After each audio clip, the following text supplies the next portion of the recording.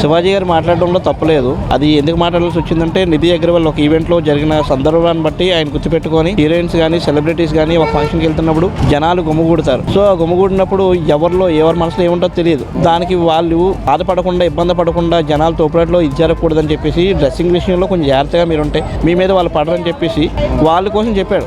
ఆయన చెప్పింది కూడా కొంతమంది హీరోయిన్స్ ని చూడండి, వాళ్ళ మీద ఎప్పుడూ లేవు ఇలాంటివి నెగిటివ్ కామెంట్స్, మీరు కూడా అలా ఉండండి, చూసుకొని చెయ్యండి అని చెప్పారు. బట్ అనసూయ చేసింది రాధాంతం చేస్తుంది దాని మీద. అనసూయ ఒక ఇంటర్వ్యూ కూడా నేను చూశాను. ఆ ఇంటర్వ్యూలో ఏంటంటుందంటే, నేను ఎలాగున్నా తప్పలేదు, నేను నా భర్త తప్ప తెగమ అందరూ భారతదేశంలో అందరూ కూడా అన్నదమ్ములే, నేను ఎలాంటి బట్టలు వేసుకున్నా వాళ్ళు అలాగే రిసీవ్ చేసుకోవాలంటే అది అంతవరకు కరెక్ట్. ఎవరు కూడా అలా రిసీవ్ చేసుకోలేరు, జరగని పని కూడా. అనసూయ గారు ఉన్నారు, ఆమె కామెంట్ చేస్తూ మాట్లాడారు, ఆడవాళ్ళు ఇష్టం మేరకే వదిలేయాలి ఎలాంటి డ్రెస్సులు వేసుకున్నా కూడా అని చెప్పేసి. మీరేమంటారు?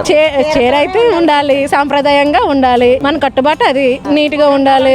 ట్రెండీగా అంటే వాళ్ళ ఇష్టం ఏమో కానీ మేమైతే తెలుగు సాంప్రదాయంగా ఉంటేనే బాగుంటదని నా ఉద్దేశం, అంతే. హస్బెండ్ పిల్లలు తప్పు అని చెప్పట్లేదు కదండి, తన ఇష్టం తంది, అది మనం తప్పు అని మనం చెప్పలేము.